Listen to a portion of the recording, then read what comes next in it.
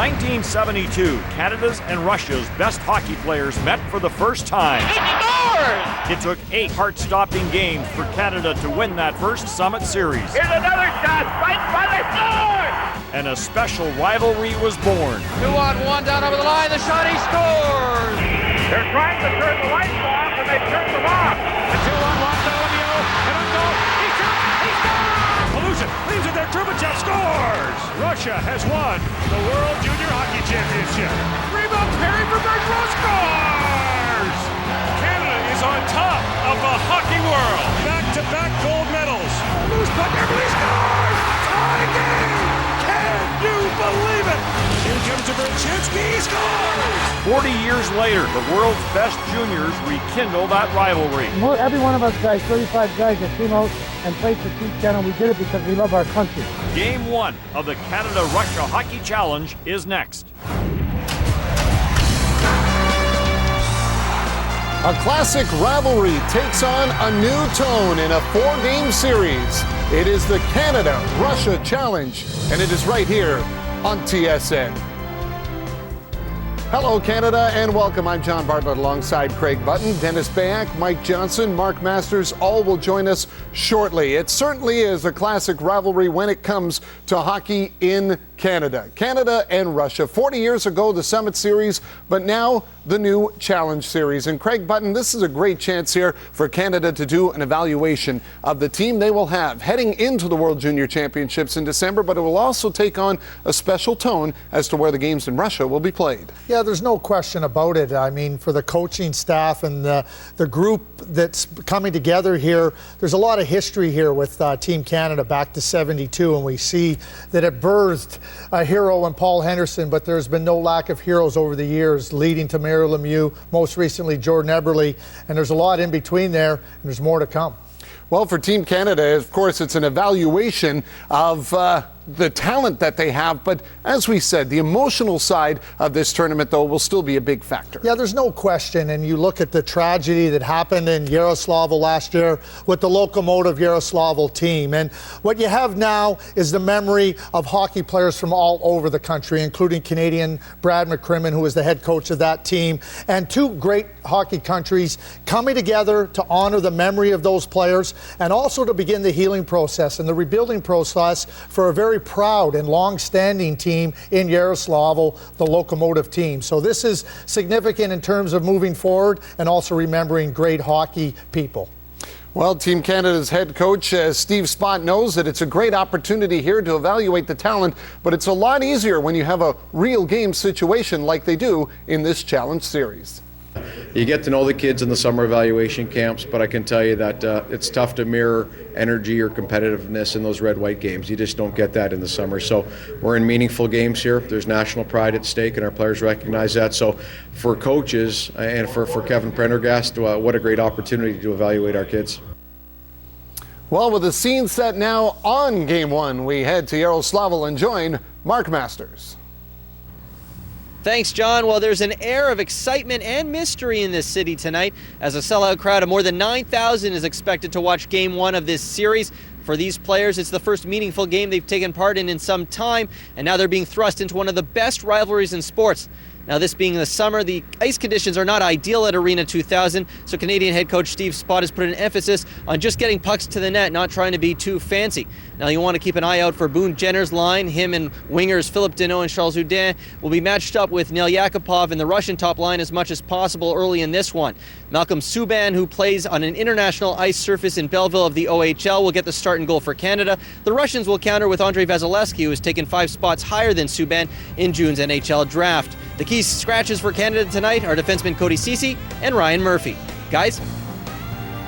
40 years ago, Canada didn't know what to expect from the Russians. They do now. Game 1, puck drop from Yaroslavl, coming up next on TSN. Getting set for Game 1 of the Canada-Russia Challenge in Yaroslavl, with puck drop coming up just moments away.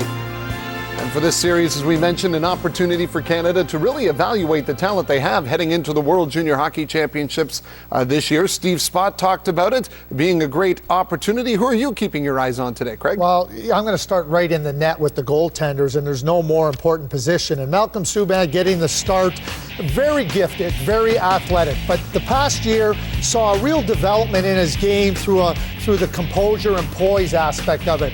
Necessary elements to perform at the highest level of junior hockey.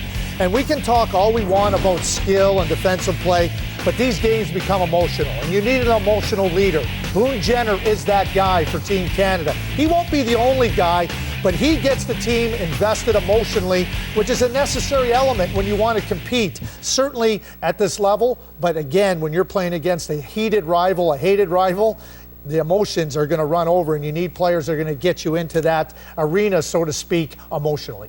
Well, as we mentioned, it is a 4-game series that will happen between Canada and Russia. This is game 1 today. Game 2 will take place tomorrow in Yaroslavl once again at 10 a.m. Eastern start time, 7 a.m. Pacific right here, TSN 2 with the action. And then 2 games come to Halifax as Metro Center will get to host a pair of games on Monday and Tuesday evening. Game 1 of the series coming up in a moment when we return. You're watching the Canada-Russia Challenge right here on TSN.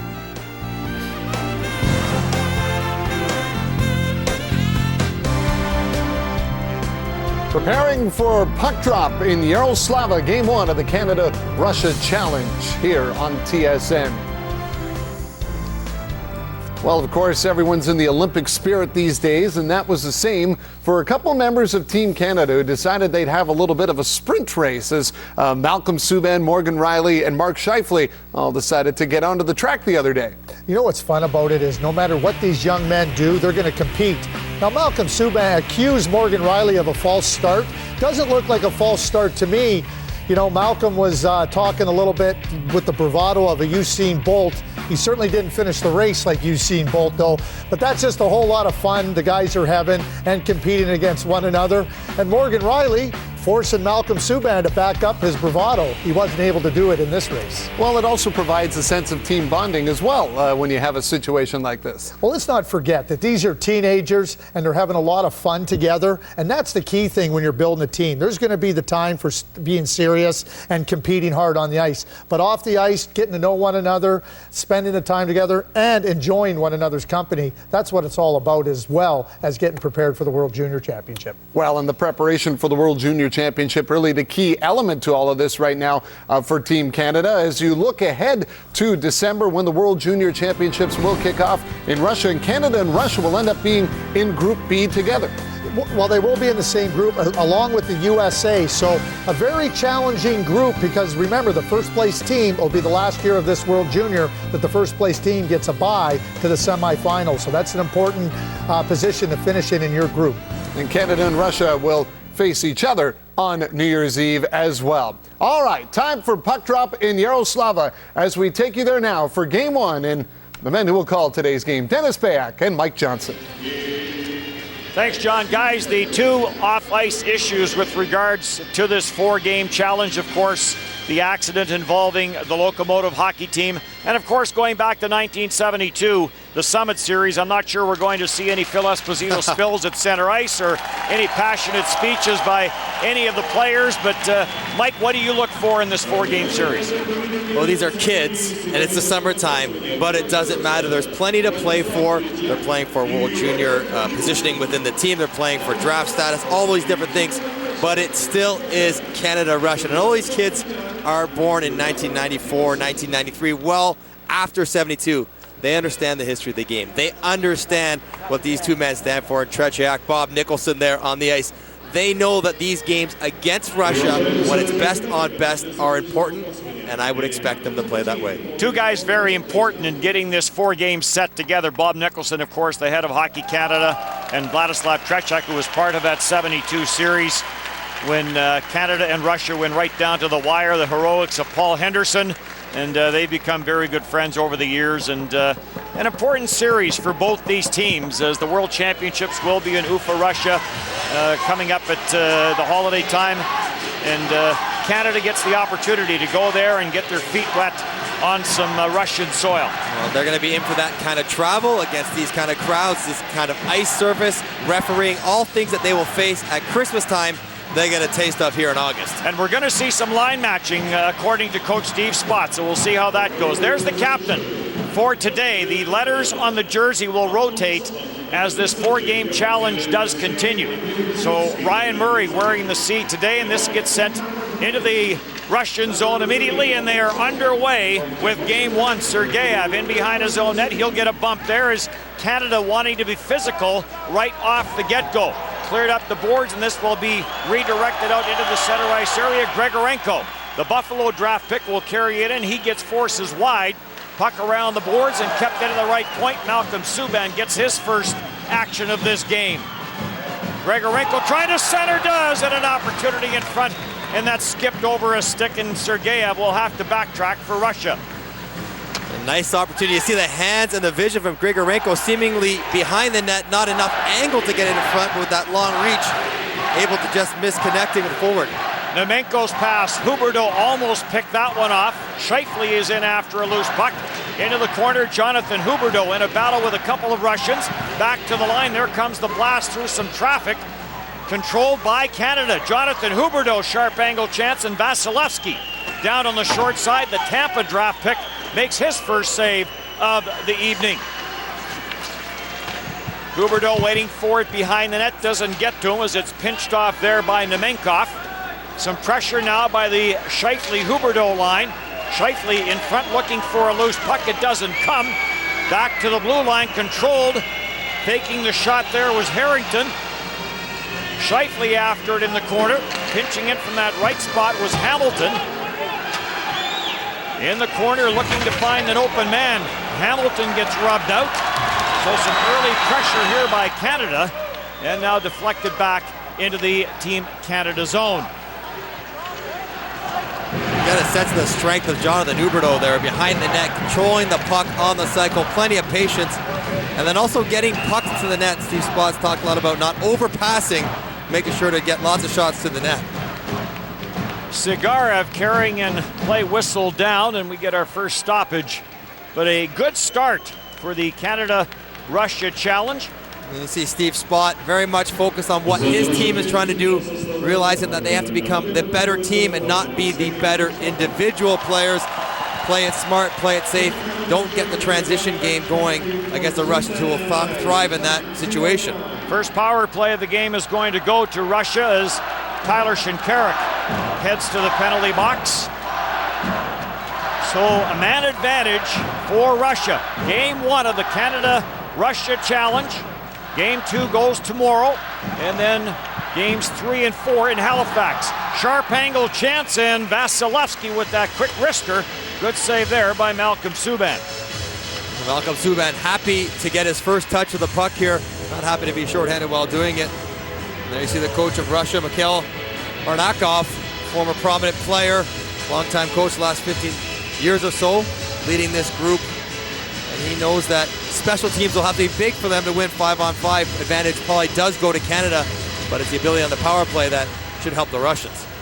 Grigorenko sends it back to the line. Sergeyev plays it behind the net, slapping it around the boards is Scott Harrington, kept in though by Grigorenko.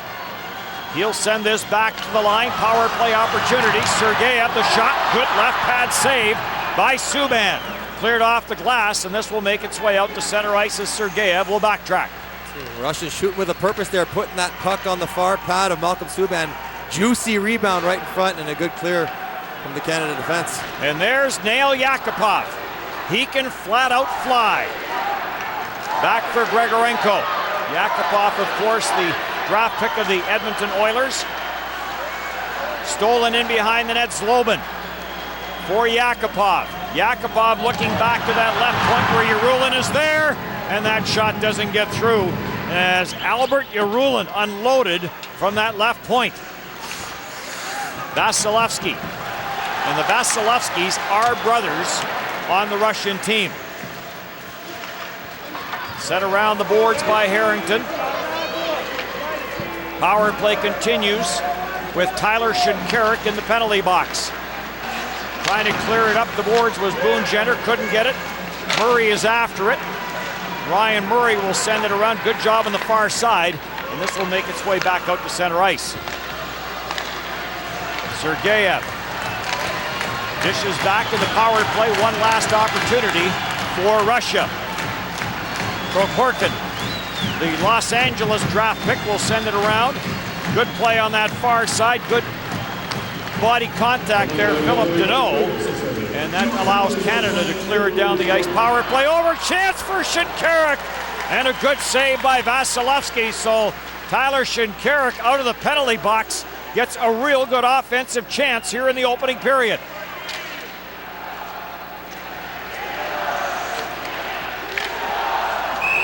So Hunter Shinkaruk with that real good opportunity.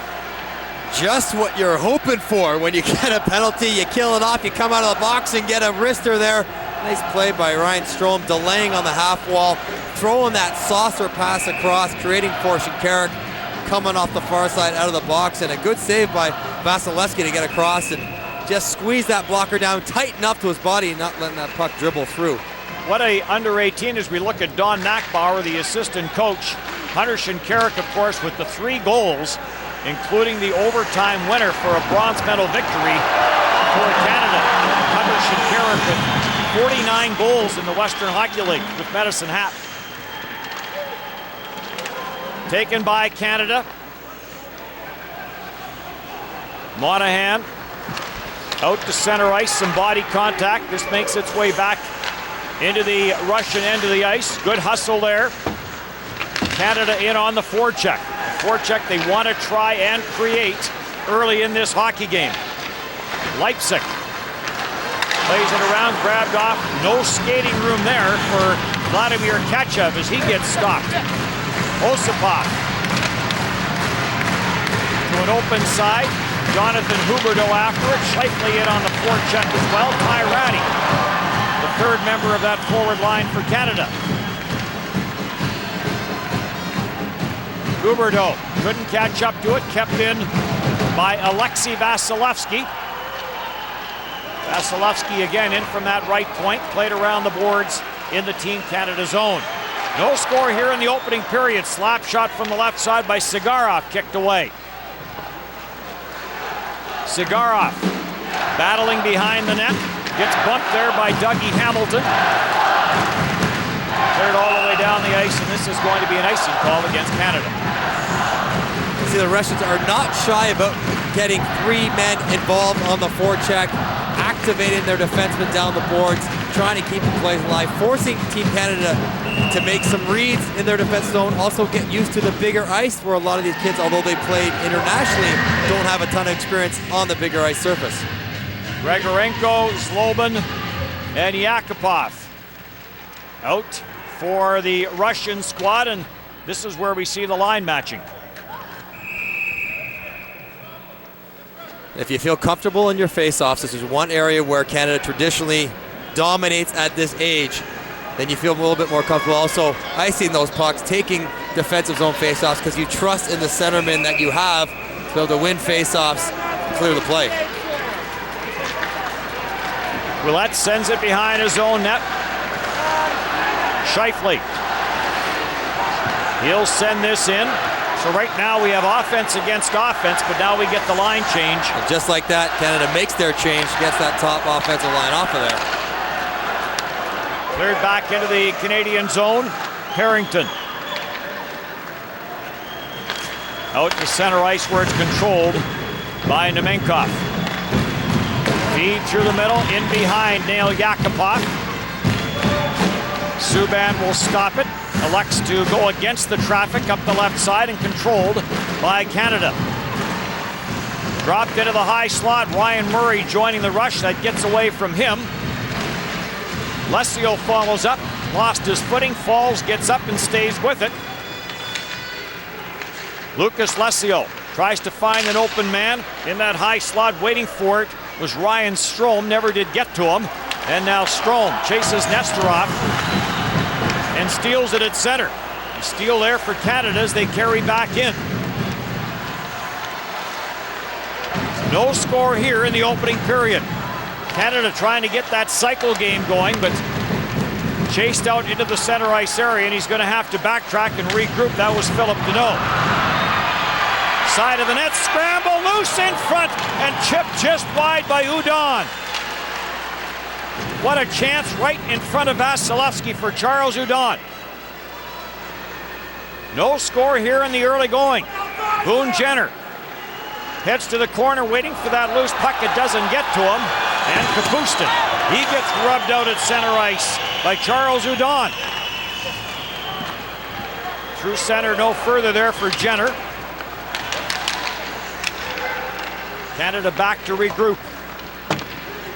Game 1 of the 4-game series. Kachev trying to find some skating room through center, could not.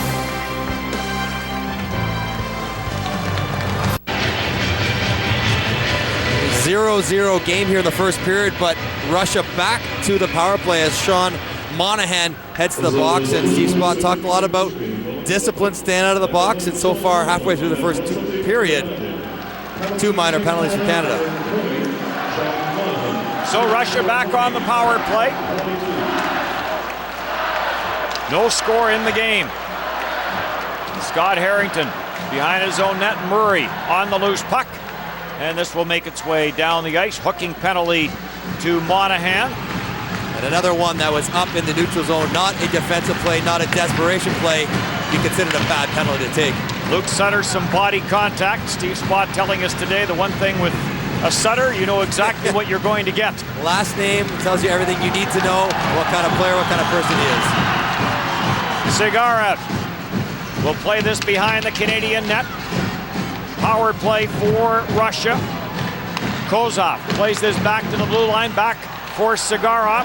Sigarov gets bodied and knocked down and cleared down the ice. Good defensive play there by Canada. Russia going with a 2-3 formation on the power play. When Sigarov gets pressure on the half wall, he has no release down to the goal line because they're playing 3 across the top. Good decision to pressure, turn that puck over. Some physical play there by Matt Dunban. We'll be saying that a few times through this 4-game series as he made his way back to the Team Canada bench after a good defensive play. Ryan Murray trying to break up that cycle, does. Cleared to the blue line and to center, slapped right back in offside as Nemenkov fires that back into the Canadian end of the ice. Canada very much trying to pressure on the penalty kill, force the half-wall player into a cycle situation, have a second defenseman or forward there to activate right away, and force the Russian to string 4 passes together to relieve pressure. They haven't been able to do it. Canada's been able to break down the Russians on the initial pressure, getting the clears. Look at Scott Harrington out of the London Knights, a Pittsburgh pick. There is what is left in the Russian power play. Yakupov turned it over just inside the line, controlled though by Russia. Grigorenko, Yakupov, Zlobin on this power play. Stopped on the short side there by Subban, cleared to center. There's a blast from Boone Jenner that goes off a stick and off the glass. Here at Arena 2000 in Yaroslavl, sold out crowd for game 1 of this 4-game challenge. Nemenkov. Cross ice, Sergeyev. He gets stripped of the puck by Sutter. Luke Sutter on the backhand gets the shot on goal, and Vasilevsky the save. The Tampa draft pick, and he will hang on. And we see a little bit of chatting there as Tom Wilson is in the middle of it. And this is exactly what this line is out there to do. Get in on the forecheck, get involved physically, turn it over, take to the net, and then rub your glove in the face, bump in, have a little chat. See Thomas Wilson, a little extra cross check. This is how these guys want to play. Leipzig, Sutter, Wilson. That's why they're together. They all play the same style. They all thrive playing that way, trying to get under the skin of the Russians. Scheifele wins the face-off. Shot in from the line and wide. In on the forecheck, Huberdeau. Roulette will hold it down. Getting dumped away from the play was Scheifele. Ty Ratty trying to work it free. Huberdeau there as well, trying to get away from Diakov. To the line for Roulette. That shot sails wide, pinching in from that right point will be Dougie Hamilton. Ketchup in the corner. He gets bodied there. Scheifele trying to work it free. Scheifele gets hit from behind. Play goes on. Hamilton trying to hold it in, could not. Now gets on the loose puck and sends it for Tyrati. Tyrati gets bumped on the far side. And Osipov is on the loose puck. Maxim Osipov, one of 3 players from Yaroslavl on the Russian team as we look at Mark Scheifele, the first ever pick in the new era of the Winnipeg Jets. Hunter Shinkaruk, he gets bodied in the corner. Puck comes free for Shlepyshev. Low shot goes wide and controlled by Canada.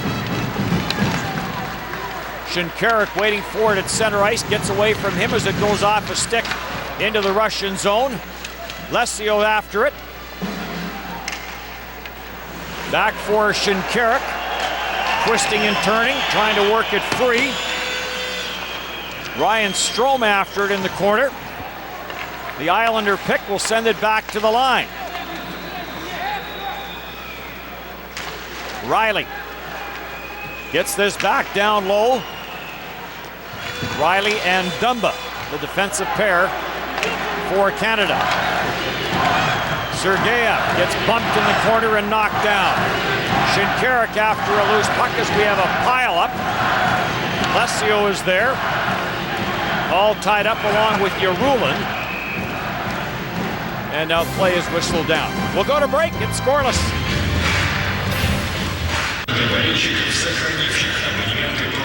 Arena 2000 in Yaroslavl for games 1 and 2 of this challenge. 4 shots by Team Canada so far and 4 shots by Team Russia, and Russia's had the 2 power plays.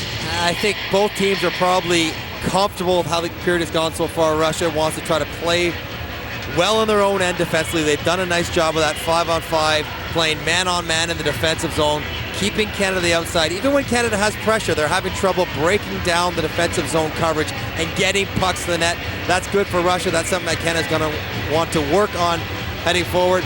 Canada hasn't turned the puck over very often. There hasn't been any odd man rushes against. The thing they need to keep a track of is, of course, not putting Russia on the power play. 2 minor penalties up ice in the first period. You have to know the referee's going to call it tight. You want to play 5-on-5. Give yourselves the best chance to get that first goal. Hunter Shinkaruk and Charles Udon, perhaps with the 2 best chances for Canada so far in this opening period. And of course, Shinkaruk's came when he was coming out of the box on a bit of a broken play. And obviously the stats out of Junior in Medicine Hat show that he does have some offensive touch. 49 goals in Medicine Hat. Almost had the 50 in his last game of the season. He headed into it with 46.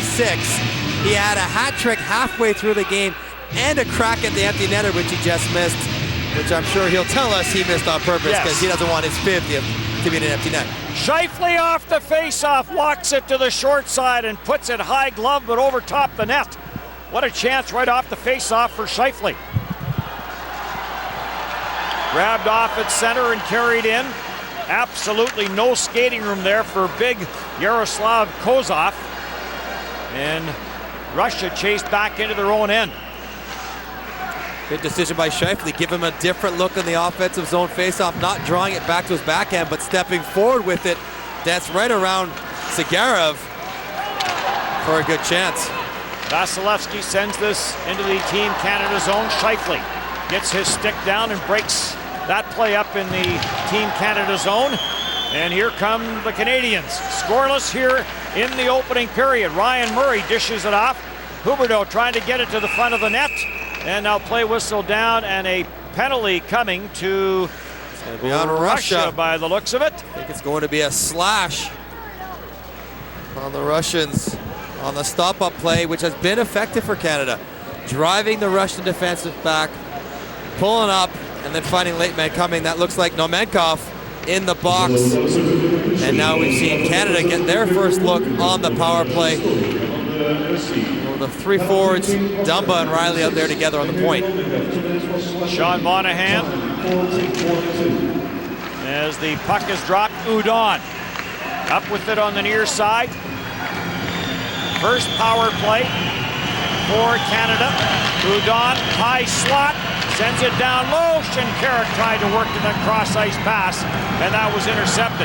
Kachev tracks it down on the far side. Vladimir Kachev gaining some speed, trying to bust right through that defense, could not do it. And right back up the ice for Shinkarik. To the line, no further, as he gets stopped on the near side boards.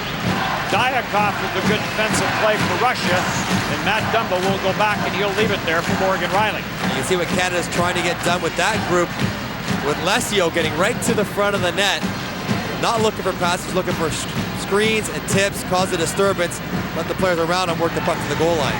Strome chases a loose puck behind the net to the right point. That'll be corralled by Dougie Hamilton. Good offensive numbers in the OHL for Hamilton. For Jonathan Huberdeau. And he had a lane to shoot, and he also had a lane to pass. Maybe he held on to it just a little bit too long. Urulin sends it around the boards. And out to center ice with 40 seconds left in the Canadian power play. Hamilton will carry it in. He gets stripped to the puck. So neither team, Mike, really able to establish much on the power play. Power play is something that needs some time to come together, get the chemistry. These are all obviously exceptionally talented players out there, but they're in different roles, they're in different spots on the ice. They don't have that innate feel that good power play groups do have, and that's something that just takes time. And it's something they've only been on the ice 2 or 3 times together so far. Over the course of the next 4 games, you'll see the power plays for both units get significantly better as they get more comfortable with each other. Ryan Murray of the Everett Silvertips, perhaps soon to be of the Columbus Blue Jackets. Hamilton sends it off. Power play continues for Canada. Waiting for it in the high slot as Ryan Murray sifts down into that area. Puck does not get to him, and it's cleared down the ice. Power play over. Malcolm Subban will stop it. Looking forward to the World Championships will be Malcolm Subban, of course, younger brother of P.K. Subban, who has a couple of gold medals with the junior team. And Steve Spott, the coach, saying all 3 goalies will see action in the first 3 games, and then they'll go from there as to who plays game number 4 when they get back to Halifax. Shot from that left side, that's off a leg and wide. Jumping in is Matt Dumba, he'll hold it in. Sutter's after it in the corner. They try to get the cycle going. Leipzig's after it. Dumba at the line. Sends this back down low. Tom Wilson waits for it. Doesn't get to him. Dumba the shot. That changed directions in front. And a good save there by Andrei Vasilevsky. That's the matchup they want. Sutter's line out there against Grigorenko, Yakupov, Dumba as well. And the offensive chances will come when you play against the other team's top lines, because they're thinking about going the other way. Side of the net, and unable to drag it to the front of the net was Vladimir Kachev. We've seen a couple of good things from young Kachev here in this opening period. Udon drops it back, sharp angle backhander to the front of the net by Philip Deneau.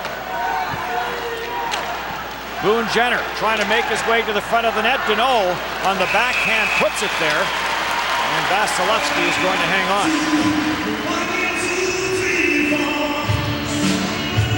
See the grinded out offensive style that Canada is going to.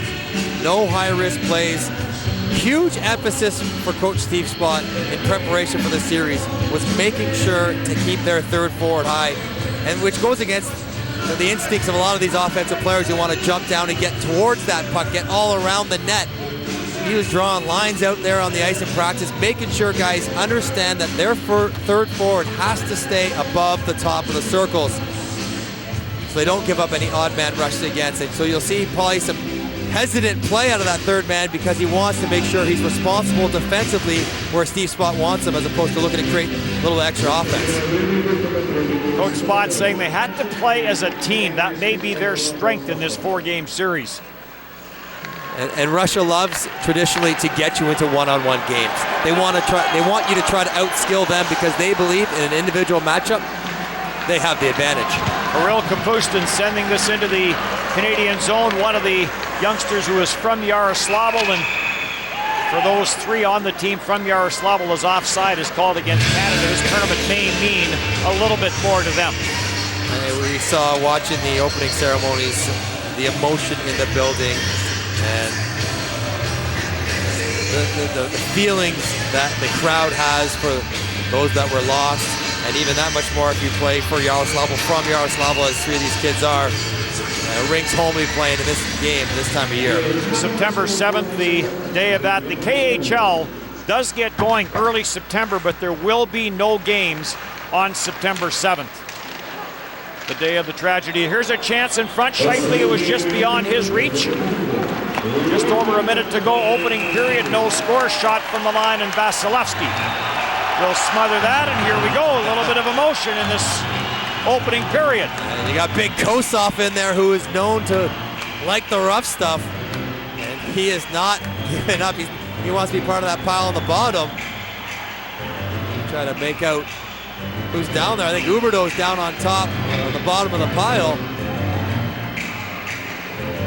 Scheifele just watching the proceedings. Ty Ratty with his helmet off, and I think his brother Vasilevsky protecting his goaltender.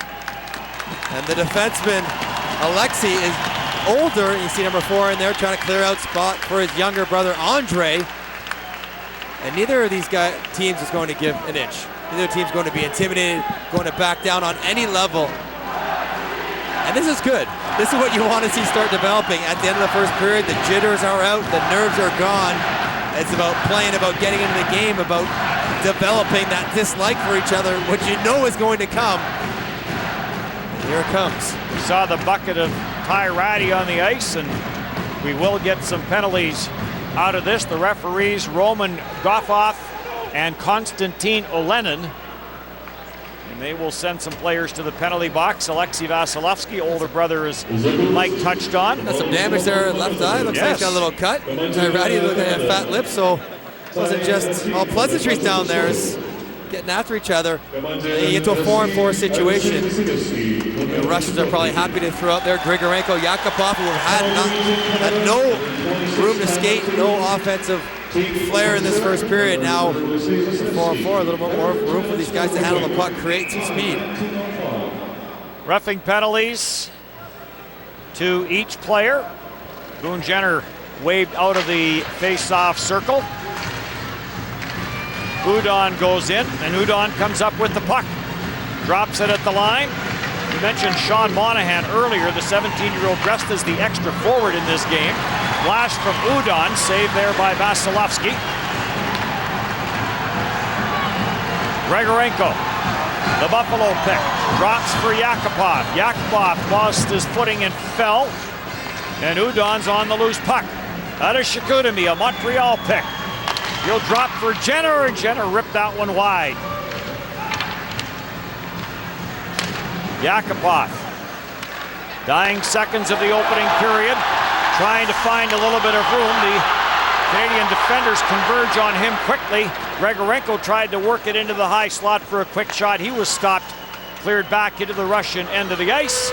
And as Nesterov goes back for it, the first period does come to an end. Some chances on both ends, some power plays by both teams, but 20 minutes is done. It's scoreless as we send you back to John Bartlett. Well, thank you very much, Dennis. Both teams feeling each other out. The story of the Yaroslavl plane crash when we return in our first intermission here on TSN.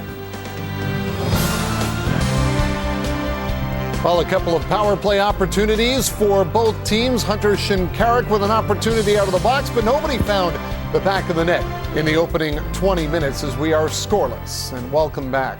Well, hockey is certainly a worldwide game, but the hockey community can be very small. And just about 1 year ago, we saw that from the hockey community and how they rallied together when an unthinkable accident happened in Yaroslavl. Here's Mark Masters with more on the day that changed Yaroslavl forever. The hockey world stood still. Tonight, the hockey world mourns again. A sudden crash kills nearly every player on one team. On the afternoon of September 7th, 2011, the Yaroslavl Lokomotiv team boarded a chartered plane here at Tunashna Airport. They were headed to Minsk to open their KHL season. The plane failed to pick up enough speed during takeoff. Confusion in the cockpit led one pilot to inadvertently hit the brakes. The plane clipped a landing beacon past the runway and crashed into flames near the Volga River. 44 of the 45 souls on board died, including Canadian head coach Brad McCrimmon and his assistant Igor Korolev. Only one person, a flight attendant, survived. Yaroslavl was devastated. Очень тяжело было. It was one of the most terrible things that happened to Yaroslav. The people actually refused to believe in it, but we're recovering. The season-opening KHL game was stopped in the second period, and the league president informed the crowd what had happened. A moment of silence was held before the fans filed out in silence.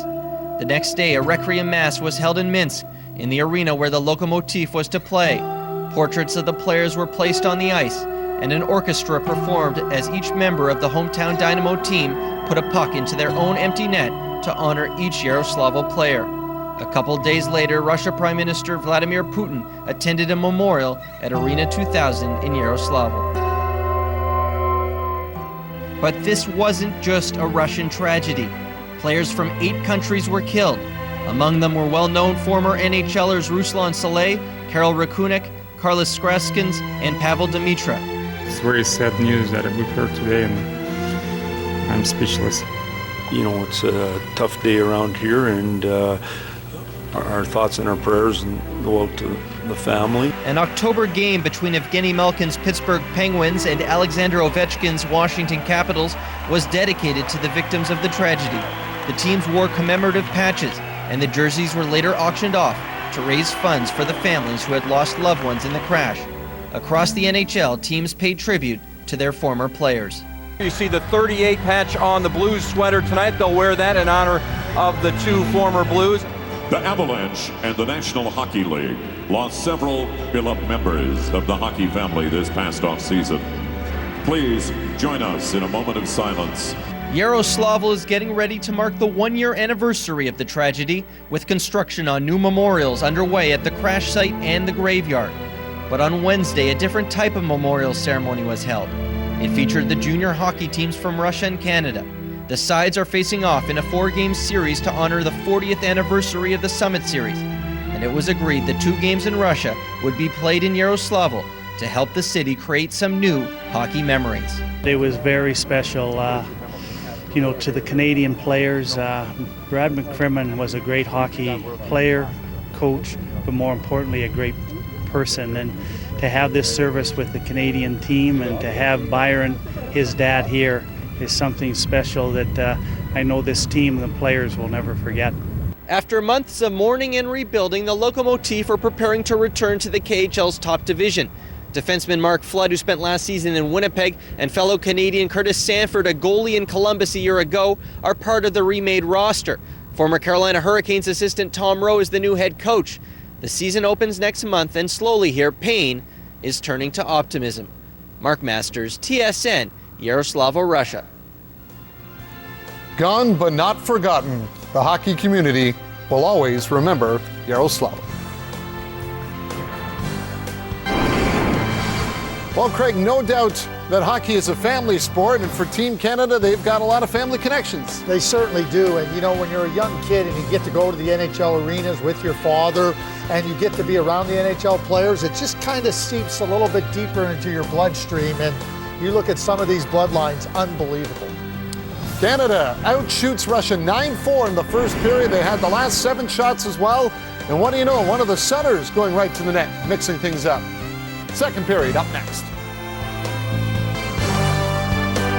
A little feistiness near the end of the first period. We'll see if that continues into period number 2 with some spirited efforts as we take you back now to Dennis Bayak and Mike Johnson.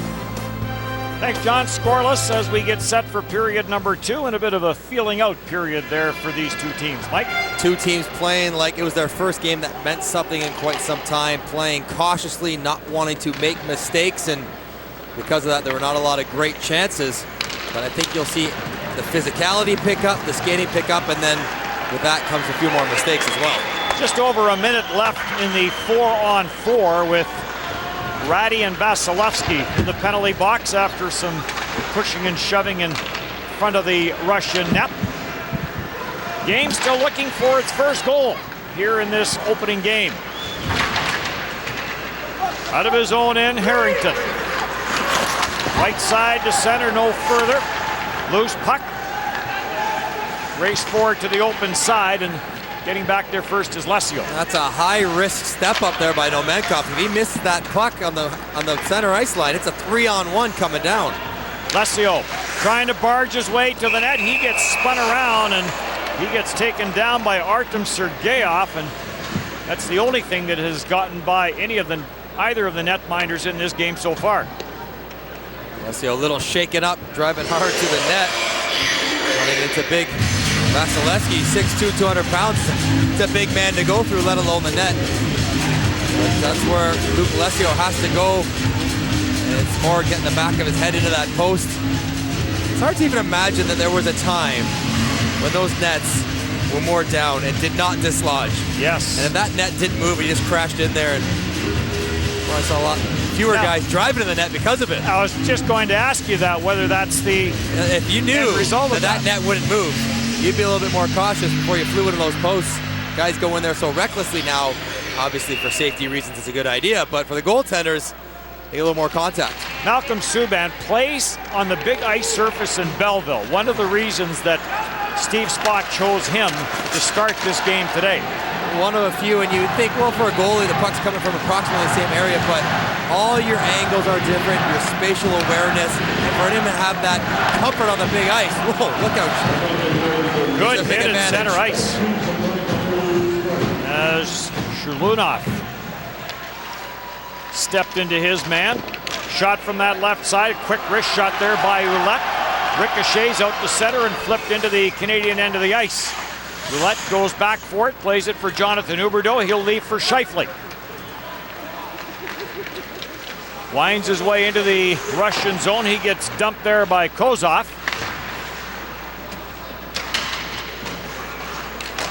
Side of the net.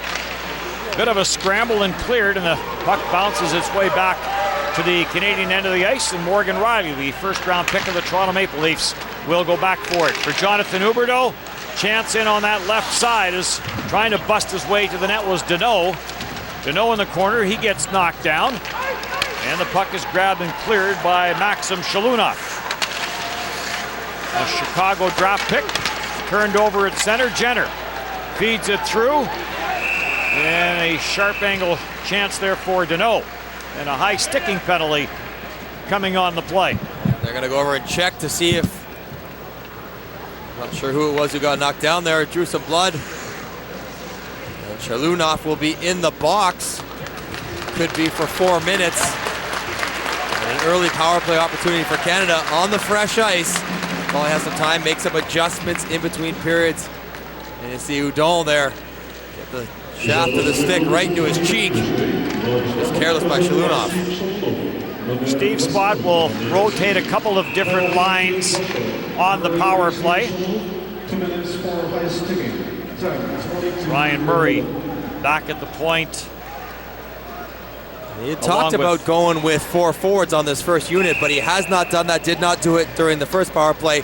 He's got Hamilton and Murray out there, 2 defensemen here to start the second one. It's just 2 minutes for high sticking. Murray sends it to the far side. There's a blast that doesn't get through. And the ricochet back for Ryan Murray, wearing the C for Canada today. Strome clears it through. Jonathan Huberdeau is after it. Now he gets the power play alignment that he was talking about. The Scheifele line along with Ryan Strome. And this gets cleared all the way down the ice, and Ryan Murray will go back for it. And on the big ice, especially on the power play, you really want to take advantage of the width. Attacking the middle, kicking it out wide, it's just harder for the defenders to get all the way to the boards like that. Here's to the front of the net, pass for Jonathan Huberdeau. Scheifele tried to find them, and that just got steered away. 2-on-1 down low for Canada. Scheifele, he'll let the wrist shot go, and that goes off a stick and over top the net and ricochets back into the center ice area. And Dumba, what a tournament he had in spring, offensively and defensively. Dumba. Scheifele looking for a loose puck. It comes back to the line. Dumba waiting for that one-timer fired by Riley through some traffic and wide. Power play for Canada. Shinkarik puts it to the side of the net, comes back, Dumba controls for Scheifele. Tried to get that to the front of the net where Shinkarik was. Monahan is after it. Steered away from him, but kept in by Riley. And losing his balance was Hunter Shinkarik as he was looking for a loose puck. Monahan comes up with it. Some good work there by Monahan. Riley, Monahan, fakes, lets it go, scores! Shot with some traffic in front, and Canada scores the opening goal. Sean Monahan with the drive. Just 4 seconds left in the power play, and Canada leads 1-0. The extended pressure, little pump fake, and this one should not go past Vasilevsky unless he catches a piece of his own defender in front. It was a tired group of Russian defenders. Yarulin standing there trying to get out of the way. Nobody really around to bother Vasilevsky, and a good hard wrister. And unless that was touched, the goaltender has to save. So expected to be in the top 10 as far as next summer's draft is concerned. Young Sean Monahan, just 17, gets the opening goal. Getting an opportunity in this summer program because you never know what's going to happen with a lot of the players that are here with regards to their status with regards to the National Hockey League next year. He's one of those guys where it doesn't overwhelm you with any one skill, except he's always got the puck. It's always finding him, always making things happen offensively. Riley with the assist. Leipzig after it there for Canada, cleared away from him and sent around the boards by Nemenkov. Waiting for it on the near side is Nail Yakupov. Edmonton fans very excited about that young man. Game 2 goes tomorrow, and then games 3 and 4 back in Halifax Monday and Tuesday. Boone Jenner in on the forecheck. Puck comes loose. Jammed into the corner. After it goes Udon. He gets squeezed out there. Good hit as the Andre Pedan puts the shoulder into him. They're down the ice, and Malcolm Subban will leave it. Canada on the attack. Tyrati plays it behind the net. Pedan goes after it. Plays in the CHL with Guelph. Turned over, shot from the slot, score! Turned over, and Scott Harrington puts it to the net. And was this tipped, or was that a clean shot that gets past Vasilevsky?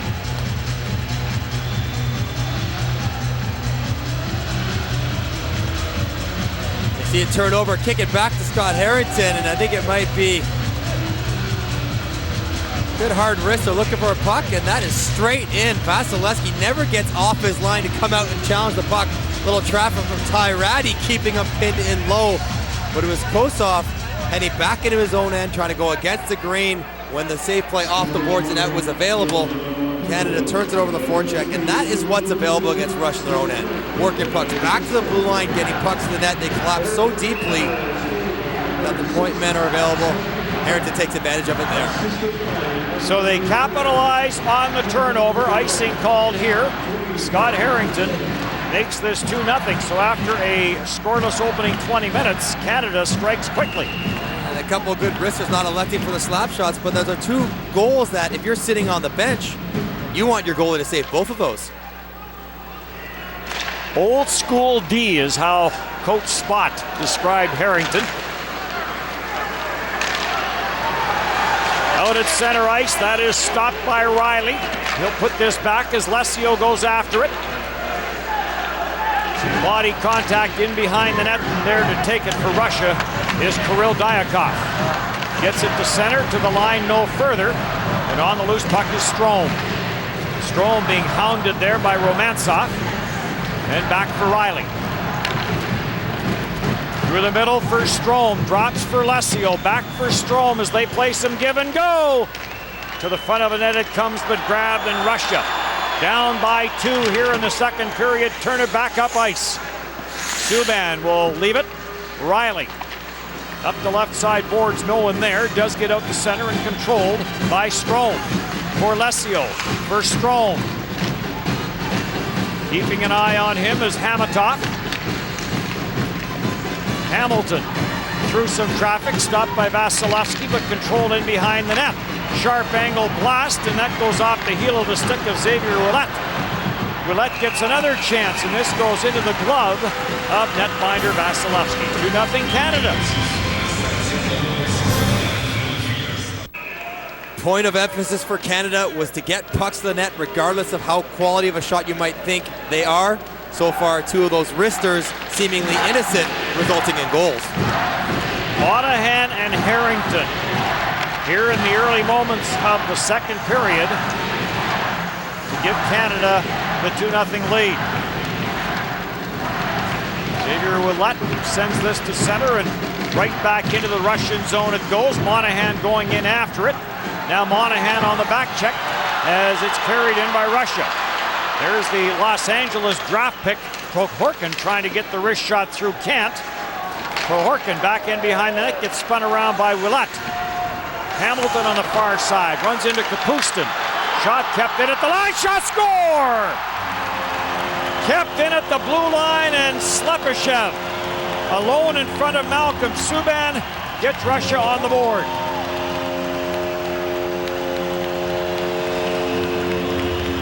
That's a big response and a nice finish for Slepyshev. Coming from a breakdown in defensive zone coverage. Wilson looks for the big hit down the wall. Doesn't need to help Ouellet out in the corner. That puts everyone running around, and now Slepyshev outnumbers the Canadian defenders in front of the net. Puck gets through to one defenseman and then backhand to forehand. And watch the finish here as Ouellet can't block it. Up in a hurry. An important goal for Russia, who had given up 2 quick ones. Get the crowd something to cheer about. Get themselves feeling confident again. 39 games played in the KHL last year for Slepyshev, so that tells you the talent that he has. Back on the attack is Russia. Shalunov trying to get that sharp angle shot through, could not. At the line, a blast, that gets blocked as drilling that was Pedan. Back to center, chance now for Udon, and that gets deflected. How sweet was that little stop and go? Great response there by Canada, and an opportunity as the teams open it up now. Subban save on the short side with the left pad. Russia probably doesn't mind this, trading chances up and down the ice, and it's hard as a player not to get caught up in this. You want to go too. All these Canadian players, they're offensive players. They want to trade chances. They believe they can score with the Russians without any trouble. Steve Spott might have another idea. And I think we're going to get penalty, possibly too many men for Russia. It's going to be the call. And right after they square things up with that goal, or get within one with that goal, taking an undisciplined penalty and go down once again. 2-1. All 3 goals coming here in the second period. Team Canada going through some interesting times on the way over. They're sat on the tarmac before they left Toronto for some time, and that's not what you want to have happen when you're facing about 18 hours of travel to get to Moscow. And the movies apparently weren't working either on the aircraft, and then the luggage did not arrive on time. I think that's all Hockey Canada's doing, forcing the guys to talk to each other overnight, get to know each other on the flight instead of putting their earphones in and watching movies. Power play for Canada, 3rd power play of the game for the Canadian squad. Dennis Bayak, Mike Johnson, John Bartlett, Mark Masters, Craig Button. Game 1 of the series here on TSN. On the power play attack, Hamilton trying to work that right down low, could not bust his way through the Boston draft pick, and it's cleared back down the ice. Jonathan Huberdeau, Memorial Cup MVP with St. John. Huberdeau works on the left side, pulls up, looks for an open man. Huberdeau to the line to Matt Dumba. The blast with some traffic in front. Tyrati again in the face of Vasilevsky. And this gets cleared into the benches. And you see the advantage of Tom Huberdeau being out there on the ice. He gets the puck in his hands, he attacks the blue line, doesn't force plays, doesn't turn it over, sets it up comfortably, gets everyone in their spots. Canada needs more than that. The power play so far has not looked very effective throughout half this game. Dumba will leave it, and the power play gets started by Morgan Riley. Sends it deep, and Lesio in on the forecheck, but offside called against Canada. And you see some of the chemistry issues, some of the timing not quite there. Morgan Riley looking for a stretch pass that wasn't available. Whenever in doubt, coaches have been saying it since you've been 10 years old. You're struggling, you simplify, you come together, you support the puck, and then just let your skill take over. And Canada's got to get back to that in this power play. With the World Championships in Russia, Canada obviously hoping that this gets some of the players at least a little bit used to the culture over there, the time change and what they might expect. Nice little stutter step there by Morgan Riley. He'll send this in deep, controlled by Kozov, and play stopped with 26 seconds left in the minor penalty. Another offside here. Russia's done a nice job clogging the neutral zone, and Canada's not in sync, coming together. Timing's not right. When you end up going 1-on-3 into the offensive zone, that's not what you're trying to get accomplished on the power play. Ty Ratty out, 121 points in the Western Hockey League last season, with Portland including 57 goals. When you watch him on the ice, you're wondering, how does he pile up points that many? And he shoots the puck at an NHL level better than anybody else on Team Canada. Huberdeau leads the attack. Ryan Murray from his defensive position goes to the front of the net. Now backtrack. Scheifele in the corner after the loose puck. Tries to work it free. In behind the net, Huberdeau trying to work it back in front for Scheifele. Righty there as well. It's loose in the crease. Vasilevsky is down. And now, again, getting flattened in front of the net is Scheifele's in there, Huberdeau's in there, Ratty's in there. And those plays are available on the goal line. Russia wants to play 2-on-3 down low, leaving the forward that's just off the side of the net with lots of time. You see Huberdeau walk out here. Nobody's going to go to him. Finally, he throws it back in front, and Ty Ratty getting to the front of the net. Talking about where you need to go to get all those points and goals. Right there, top of the blue paint, trying to find that loose puck. Paying the price from Nomenkov, and then that's Kosov flying in there, who the Canadians will get to know very well and won't like by the end of these 4 games. Nice little saucer pass by Scheifele to Huberdeau. In behind Malcolm Subban. Power play has expired. 2-1 Canada. All 3 goals here in the second period. Shot from the left side and a quick one by Xavier Ouellette. And a good save there by Vasilevsky. And that's what Vasilevsky's going to have to deal with for a little while now. When you get beat by 2 wristers that you should save, now Canada will be thinking, we're not going to pass up any shot opportunities. Every shot's a good shot, so Vasilevsky will have to prove to Canada that he can handle those wristers from 30, 40 feet. He's already missed a couple. Vasilevsky played the under-18s at 15. So he has been on the Russian goaltending radar for quite some time. A first rounder to Tampa this year. The first goal he picked, and an interesting battle because you have Vasilevsky down there in Russia. He was picked 19th. Malcolm Subban picked 24th 5 spots later. And Malcolm Subban on record saying he felt that he should have been the first goalie picked, in a little game within the game between the 2 goaltenders. To center and no further. Luke Sutter will put this back into the Russian zone. Tom Wilson in on the forecheck as they try and create a turnover. A turnover in the Russian end of the ice resulted in the goal by Harrington here in the second period. An offside called against Russia as Kapustin carries in on the left side. Russia is having a hard time getting through that neutral zone. We haven't seen any attacks with speed at the blue line into Malcolm Subban. They're going to have to find a way to break it down the neutral zone trap, or be willing to dump that puck in and go get it. Right now they're doing neither. Subban, a very confident young man, and Coach Spott felt that would help them in this opening game, maybe relieve some of the pressure, some of the tension that comes anytime these two countries meet. A guy that could take some of the heat that some of the other players were going to feel.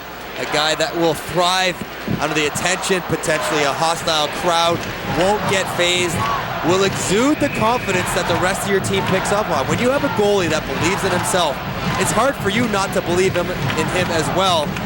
And Steve Spott was channeling that when he elected to go with Malcolm Subban to start this first game. Boone Jenner sends this into the Russian zone, cleared to center ice no further. Philip Deneau sends it right back in. Udon in on the forecheck, cleared away from him, and now some room for Yakupov. Puts this to the front of the net, looking for big Grigorenko. That failed to materialize. Yakupov is on it. Yakupov trying to work it into that high slot. He's stripped of the puck, but Grigorenko is on it. Nemenkov shot from the line through traffic. Subban is down, and Malcolm Subban will hang on to this. That might be the first foray into the offensive zone we've seen from Grigorenko and Yakupov. And you can see why Grigorenko is so enticing as a player. When he gets the puck on his stick, everything slows down, lanes open up. He is so good at finding his teammates, creating offense, and you see why Buffalo was happy to get him at number 12 this past draft. 85 points in junior in Quebec for Grigorenko last season. Well, another one of those players that you get analyzed so long he's been on the radar. At some point, people want to start picking flaws in your game. It happened to Jason Spezza, happened to John Tavares, and it might have happened to Mikhail Grigorenko, who, by the time draft came around, there was lots of questions about how good he actually is when he's shown himself to be a number 1 overall talent for about 3 years now. Roulette. He gets chased in behind his own net by Vladimir Kachev. Russians now trying to get in on the forecheck and force a turnover. Jonathan Huberdeau has it get away from him. Kachev drilled that one and it never got through. Kachev another shot that doesn't get through. So some pressure now by Russia as they create some turnovers. Back in for Scheifele with Ratty and Huberdeau. Huberdeau to the far side, trying to get in on Osipov quickly. Clear to center and chipped in by Romantsev. Riley, he gets tied up. Hamatov in on him quickly. They battle for a loose puck, and it's cleared to the open side of the ice and brought right back in. There's a chance in the slot. Save made. Is not getting much on that shot was Shalunov. 2-1, Canada.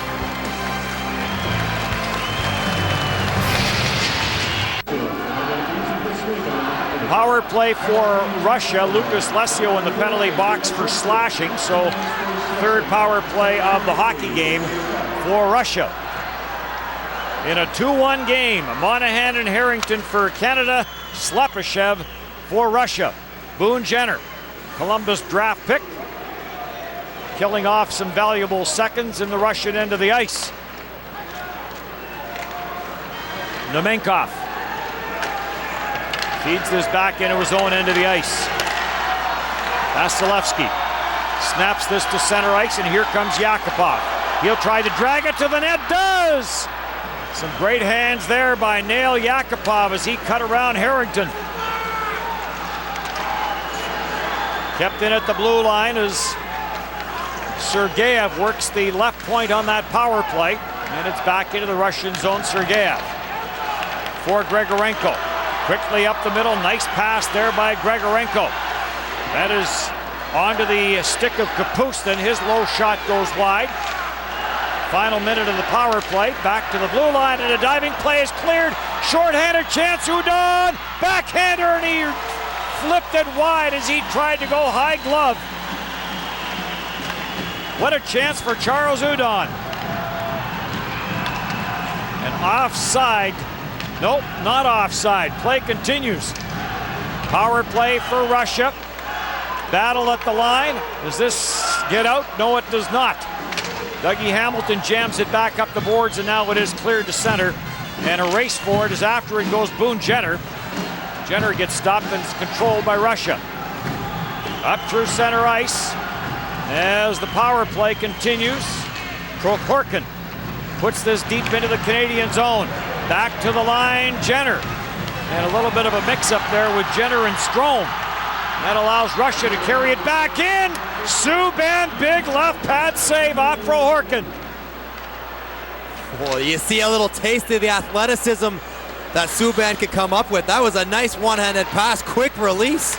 And Subban getting across to make the save. Strome with Lesio headed to the front of the net.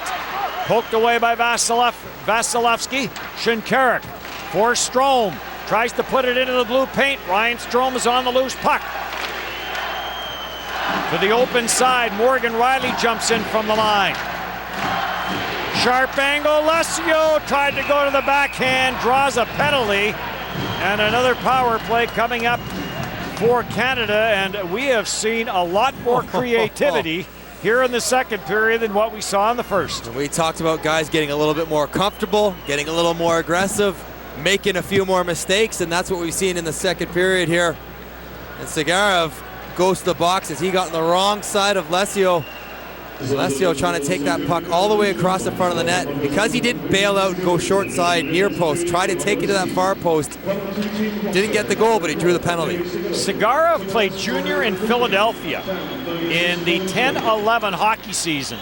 So we talk about Canadians and Europeans now who keep going to other countries to play. Strome down to the goal line. Scheifele, they jam away. Vasilevsky is down. Where is it? A scrum in front of the Russian net. And Ryan Murray's lost his helmet. I've been waiting all period for someone on Canada's power play to take a step off the goal line and go with the hard wrap. And finally, Mark Scheifele recognizes the space and takes that puck almost uncontested. And then Ryan Murray wisely come crashing down. Pucks are there in the crease. That's a good hard battle in front of the net, but good recognition by Scheifele. Paying attention to what the Russians are doing the first few penalties and realizing that that's available whenever you want it. 50 points with Niagara of the OHL for Dougie Hamilton. He's on the power play, but Ryan Strome, the wrist shot. He tried to go blocker side. It looked as though there was some room there, but he couldn't find the target. Controlled by Canada, Ryan Murray. He'll dish it off, slap shot through some traffic. That doesn't get through. And it ricochets around in center, and Murray will set it up. With Strome on the near side, but he elects to go to the far side. Hamilton waits for it at the line. Back into the high slot off the skate. Controlled by Strome. Power play, shot through traffic wide. Hamilton waits for it. For Strome. For Hamilton. Blast, traffic in front of the net. Strome tried to pull it past the right pad of Vasilevsky. Score! Hamilton shot from the line, finds its way in. Canada connects on the power play, and it is 3-1.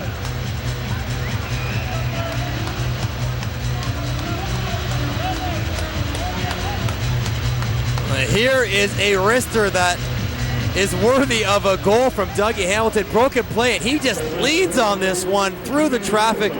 Vasilevsky trying to pick this puck out. Little half slapper up and over the arm. Head up the whole time. Vasilevsky screened by two of his own players. And Dougie Hamilton shows the offensive flair that got him 17 goals in the OHL this season. Good work down low. Russia now trying to answer. Prokhorkin's shot doesn't get through. Jenner on the far side couldn't control it. And it's cleared into the center ice area. Here comes Udon. Trying to drive to the net on the backhand. Couldn't get it to the front of the net. Udon.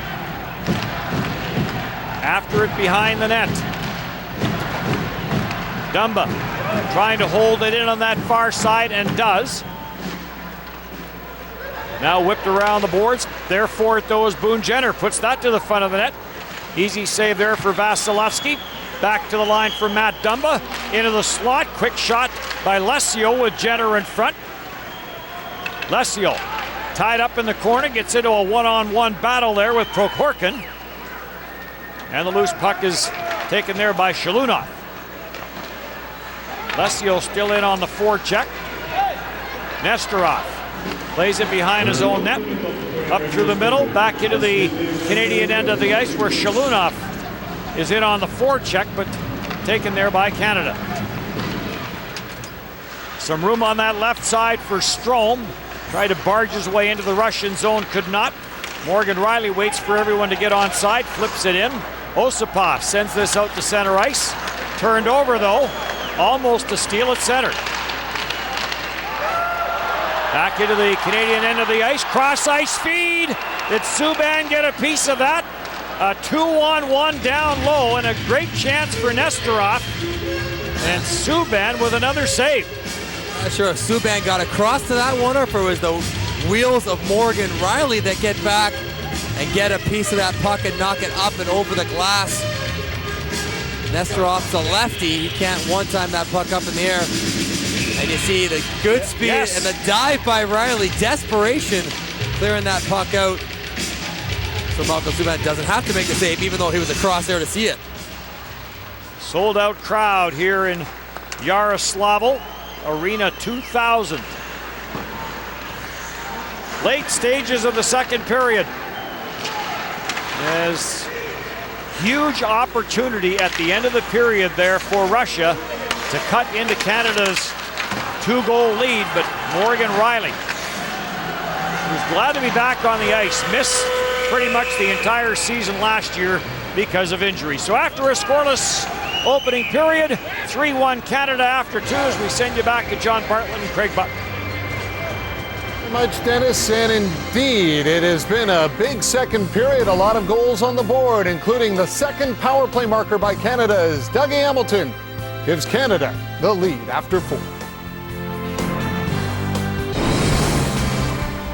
A sold-out crowd at Arena 2000 in Yaroslavl, Russia, and it is a hometown team trailing Canada 3-1 after 40 minutes of play. Welcome back, John Bartlett alongside Craig Button, and the emotional level of this game did pick up a little, and that's what we were looking for, was a little intensity from Team Canada in this game as we take you back to the highlights of the second period.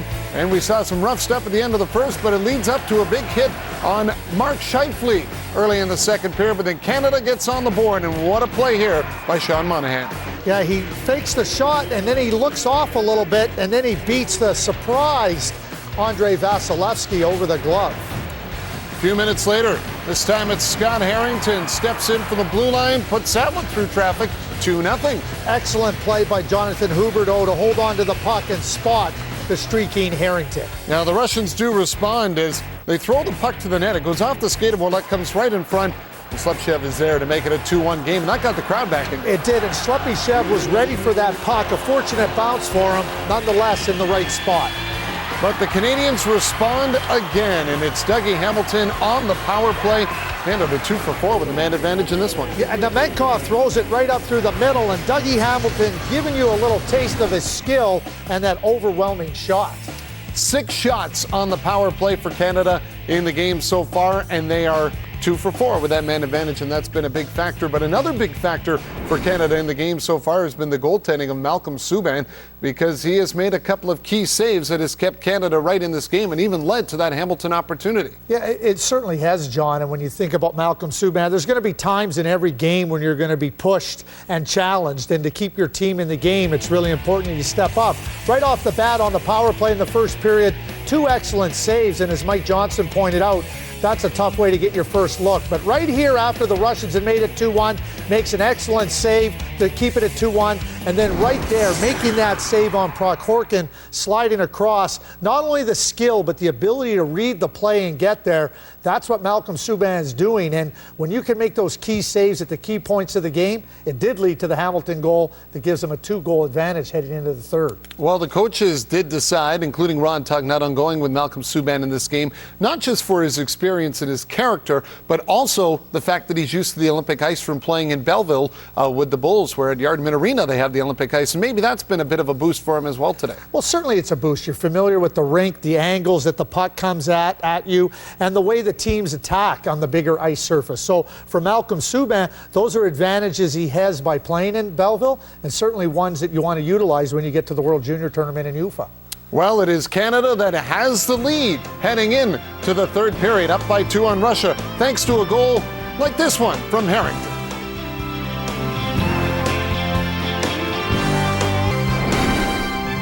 Game 2 of the challenge will take place tomorrow morning, 10 a.m. Eastern, right here on TSN 2. Mark Masters now standing by with Scott Harrington. Scott, what can you say about the atmosphere in this building tonight? There's a lot of energy. It's a loud building, and these are obviously passionate fans, so it definitely adds a lot of excitement to the game, and I think it's helping out both teams. You guys come out, scored 2 early goals in the second period. What adjustments were made at the intermission? We didn't make too many adjustments. We were pretty happy with our first period. I mean, it's the first game this summer, and obviously there's a lot of rust, so I think that the bus legs are out for the guys here, and we had a pretty good period. Finally, what can you say about the job Malcolm Subban has done? He held you in there early. He's made a couple big saves. Yeah, he's been on fire for us. Like I said, first game of the summer, our defensive zone is a little suspect at times, so when we've needed Malcolm, he's come up huge for us. Thanks, Scott. Thank you. Well, after 4 consecutive years in North America, the World Junior Championship heads back to Europe the next 2 years. And Russia, of course, hosting here in 2013. More to come in a moment. Canada holds the 2-goal lead heading into the third period against Russia in Game 1 of this Canada-Russia Challenge Series. And as we get set for period number 3, let's take you back now to Dennis Bayak and Mike Johnson. Thanks, John. Mike, both these teams carrying some extra players not dressed for Canada in this game. Cody Ceci, Philip De Giuseppe, Kevin Waugh is not dressed for this game, Ryan Murphy, and Adam Pelech. But they will get some game action, if not tomorrow, then certainly back in Halifax. And that's not an indication of where they stand in the depth chart. In fact, in many ways, they might be better served by getting to play 3 games in a row, 1 more day of practice. So all players will get at least 3 games. 1 goalie will get 2 games, and a few players on Canada will get to play all the games. But Steve Spott will rotate, making sure that he gets a good look at everyone and everyone gets a good opportunity to play. So third period underway. Scoreless opening period. 4 goals in that second. 3 of them coming by Team Canada. They got the 2 early from Monahan and Harrington. Slepyshev replied for Russia, and then Hamilton on a power play for Canada, and that's the way we stand as the third period is underway. Ryan Murray trying to chase down a loose puck. Boone Jenner after it as well. Deneau. Udon out there for Canada. Slobin trying to go after a bouncing puck, never did catch up to it. Yakupov. He'll play this all the way back into his own end. Sergeyev back for Yakupov. There's a quick wrist shot and a good arm save there by Malcolm Subban, and he'll hang on. That's better out of Yakupov, and that's what Russia has to do more of in the third period. Too much in this game, their gap between the defense and the forwards has been too big. Yakupov swung in nice and low, got a nice short pass from the defense, able to attack with control and speed. They can't get strung out like they have been through 2 periods. That was his second shot on goal in this game. Did not score at the World Juniors. Did have 9 assists though, but did not find the back of the net, Yakupov. But the Oilers very excited to have him in their organization. Subban for Harrington. He'll start the attack. Long wrist shot, that's steered wide. Nesterov turns it over in his own end. Odd man rush and a quick shot from the left side there by Huberdeau. And good save by Vasilevsky. Good defensive habits leading to the easy offense. Jonathan Huberdeau has shown the full 200-foot game tonight. Good read on the forecheck, active stick, and that aggressive scoring nature will come out as these games go along. A lot more shots, a lot less guys looking for that perfect pass. Florida draft pick Jonathan Huberdeau is 105 points in the 10-11 season. and 72 points in 37 games with some injuries last season. Down low, Subban on the short side, may have got a piece of that. Sigarov tried to center. On it, Canada, and right back into the Russian zone. Shinkaruk wide on the right side, tried to drive it to the net, could not, puts it behind. Grabbed off by Shalunov. He'll get it to center ice, but no further. Shinkaruk gets tripped up on the play, and another power play coming for Canada, as Vasilevsky will head to the penalty box for taking Hunter Shinkaruk down. Shinkaruk with the quick feet, jumping on the turnover, and the guy that plays over in Canada, Andre Padan, plays for Guelph. His coach Scott Walker, longtime NHLer, won't like that. Just mishandles it. Shinkaruk there to jump on it. He just kind of pokes it off his stick, takes his feet up front. An easy call for the referee to make. So Canada back with the man advantage. They do have a power play goal in this game, that from Hamilton. Malcolm Subban will leave it for Ryan Murray. What a spring it's been for him.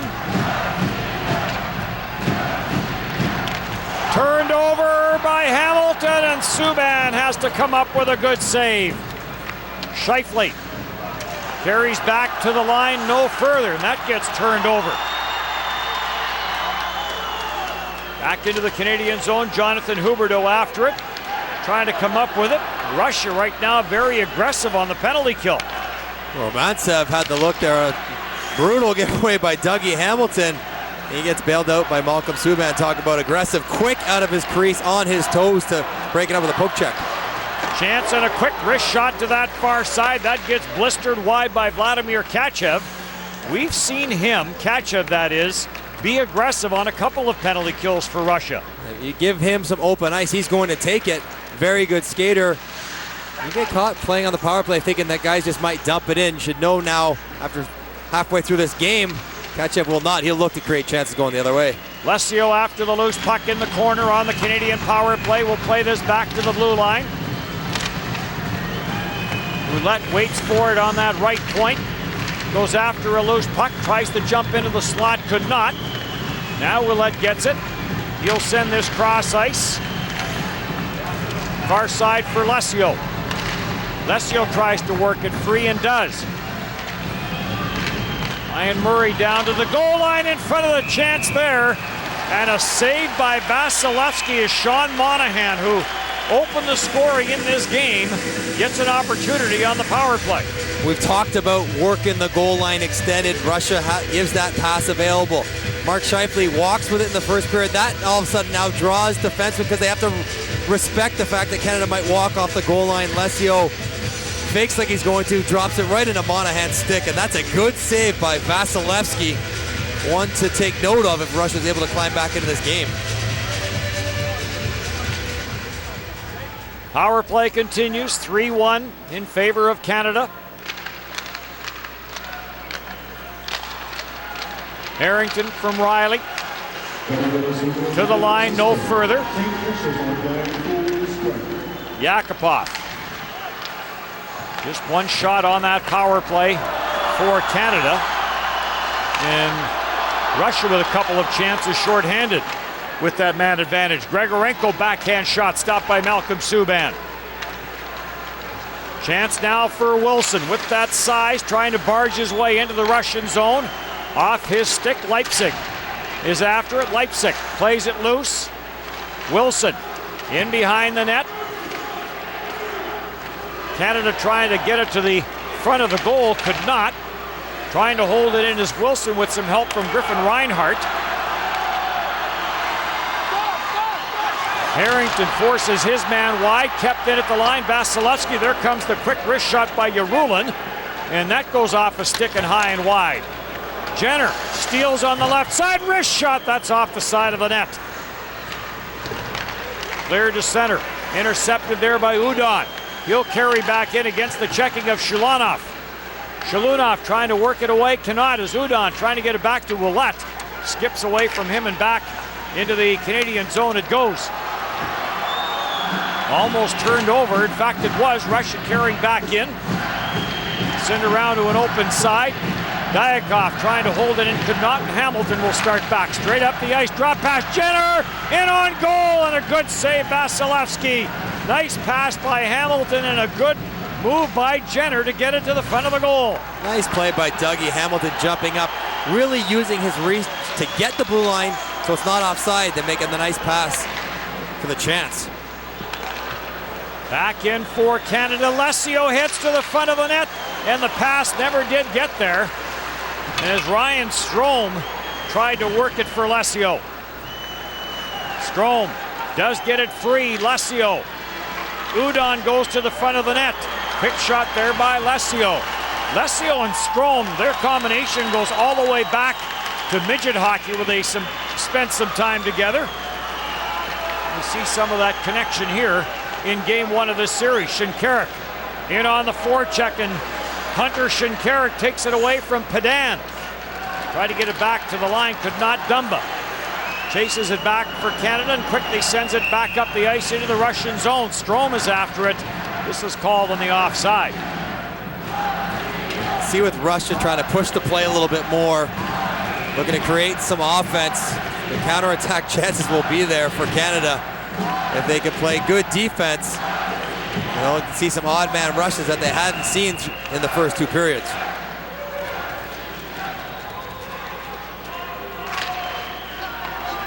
Off the draw taken by Canada. Some room up that right side for Matthew Dumba, but he couldn't get it out. Short side save there by Malcolm Subban on a wraparound attempt. And the puck cleared back, and after it is Albert Yarulin. Rink wide, intercepted Murray. What a year it's been for him. Went to the World Championships, got into 6 games as a youngster, and then was drafted second overall, and now finds himself here in this Canada-Russia challenge. I was over at the Worlds with him. He kept thinking, my time in the lineup is over. They're going to bring over a healthy body. Guys kept getting injured, and he ended up playing significant games, significant minutes, which will just help him in his preparation to hopefully make the NHL next year. Canada 3, Russia 1. We'll take a break.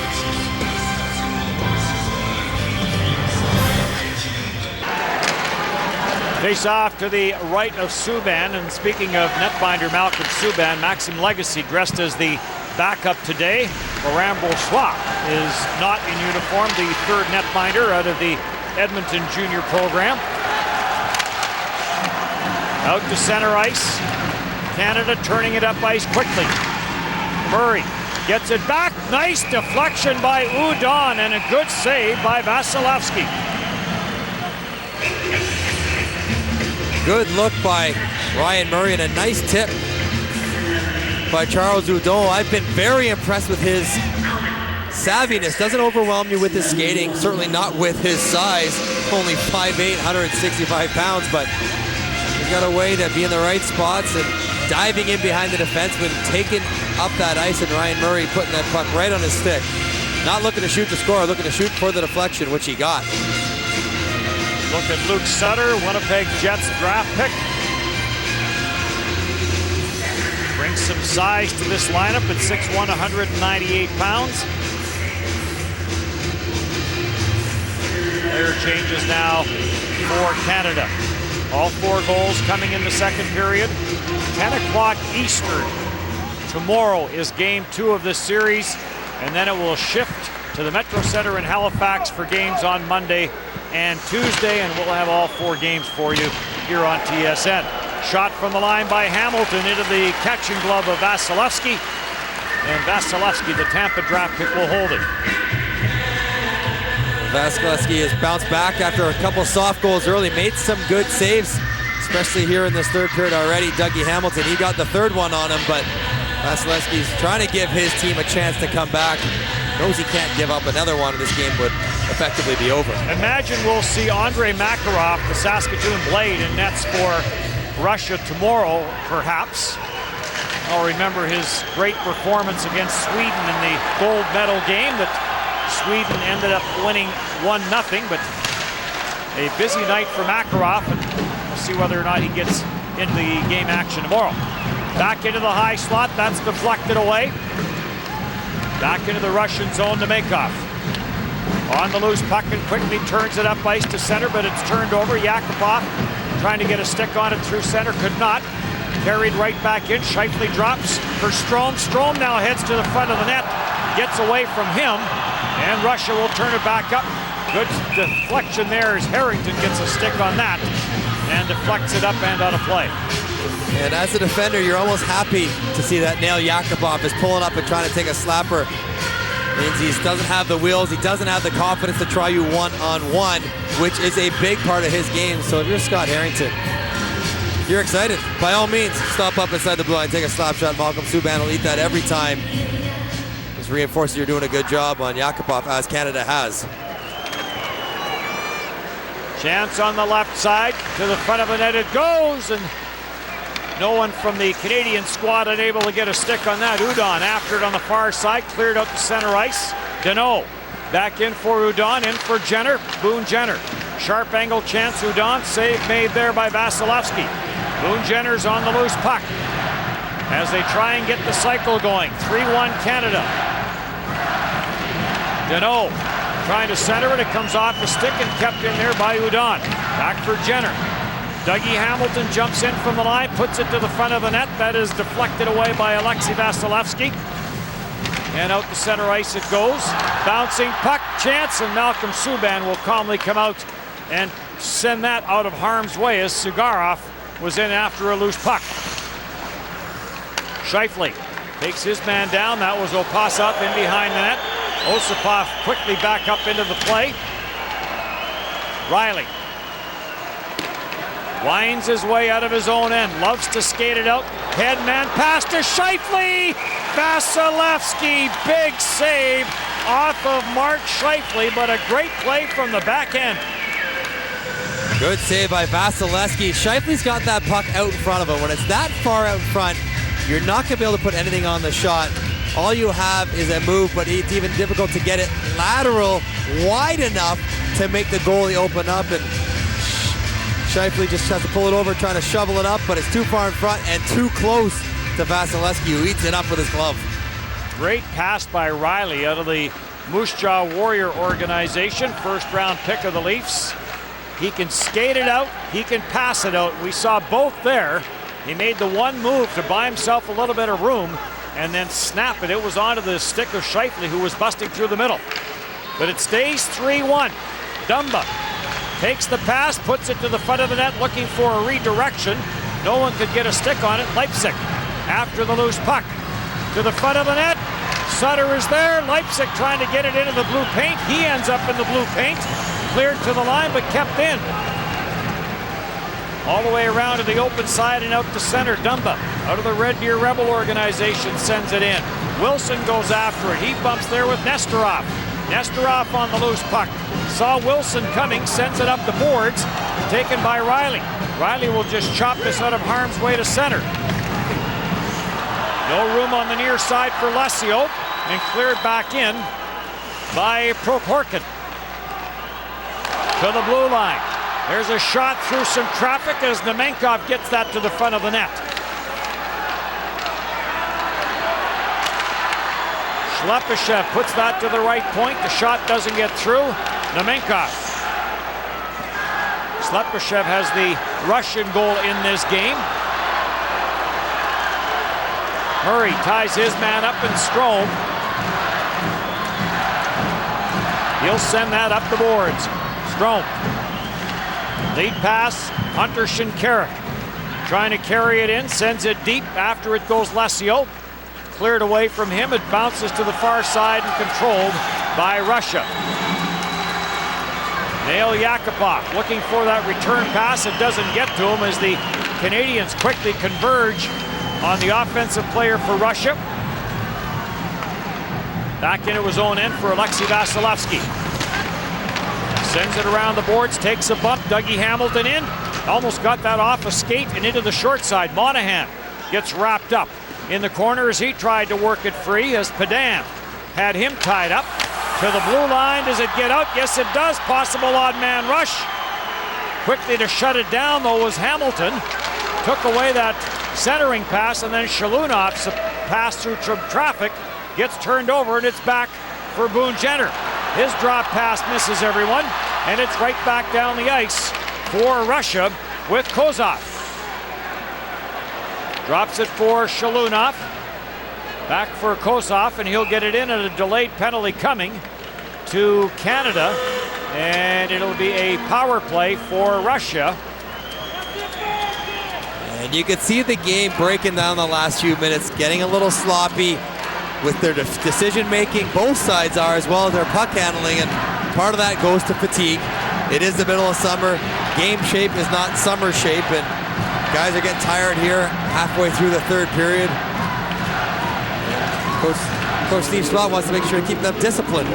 Charles Udon to the penalty box. Russia power play when we come back.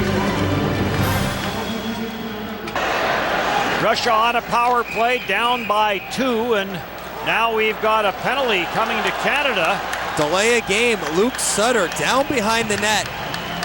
And this is a call we don't see made very often, but it's one that the NHL has talked about. When guys put pucks under their glove and pull it into their bodies, Luke Sutter trying to kill off a little bit extra time down behind the net, grabs the puck with his open hand, and by definition might be closing his hand on the puck. We don't see it often. They call it there, and Malcolm Subban better stretch out because he's got a 5-on-3 coming his way for over a minute. So this is a turning point in this game. 1:26 left in the initial penalty. So here it is, and that is closing your hand on the puck. He's falling down. He wants to try to bring it under his body so he doesn't get caught up ice. You don't see it often. Big call there. So 5-on-3 for Russia. Far side back to the line, waiting for it. To tee it up is Sergeyev. It doesn't get to him. Chance in front. That is blocked. Controlled by Russia, though. To the blue line. Nemenkov for Sergeyev, and the shot to the short side. That gets blocked.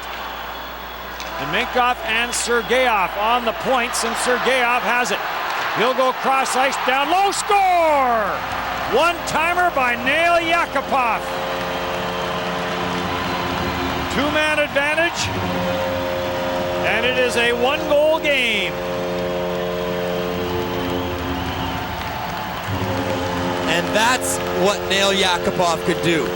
He can finish with tremendous efficiency. That's not even a great angle. Wasn't a great pass. Malcolm Subban knew it was headed over there, and yet he manages to rifle that one through Subban, short side. Not a long way to go. Pass is coming from the center of the ice as well, but Nail Yakupov tees it up. He had a stick in the air. He wanted it. He got it, and he finished it. Well, Coach Steve Spott was worried about penalties and discipline, and what Luke Sutter thought was an okay play, the officials did not, and Canada's still shorthanded. And that's what you have to do. When you're given an opportunity of a 5-on-3, regardless of why you're out there, you have to make the most of it. Russia capitalizes. They get the puck on their best goal scorer's stick. He does what he's supposed to do.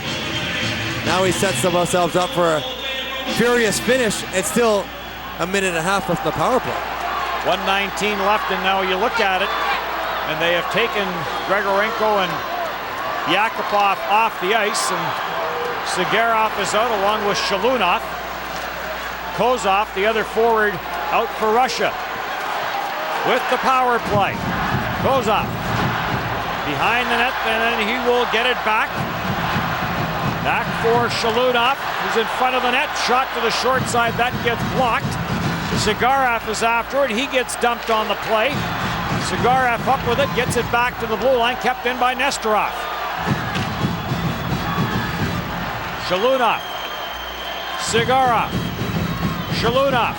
In for Kozov. Back for Sigarov at the side, couldn't get the shot through.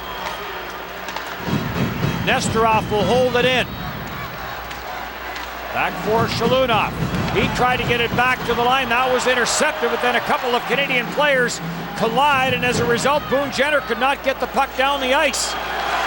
Controlled by Russia. Nestorov, cross ice feed, blocked. Was that Murray that got in front of that shot? Back in front, Subban, good save. As point blank was Yaroslav Kozov. and Canada back at full strength. Canada just holding on as Kosoff gets a good look on Subban. And some misclearing opportunities. Pucks on Canada's stick. They didn't get it down the ice.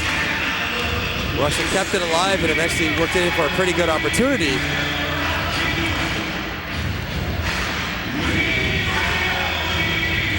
Subban makes a save, holds the rebound. That much more important. Get a whistle.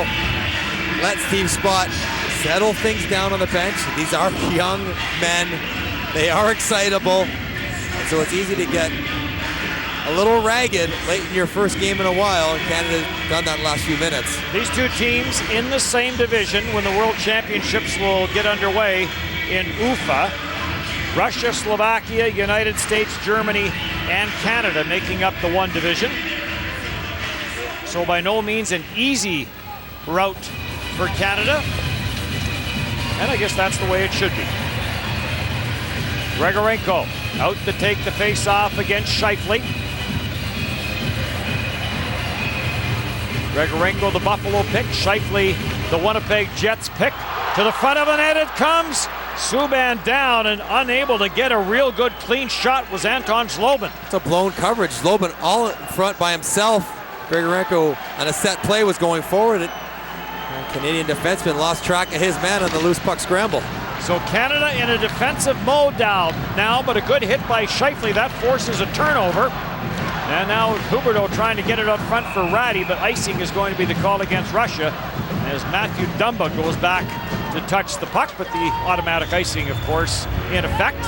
Zlobin had the puck right there on his stick. He scored some big goals in his time, had the game winner in this year's Memorial Cup.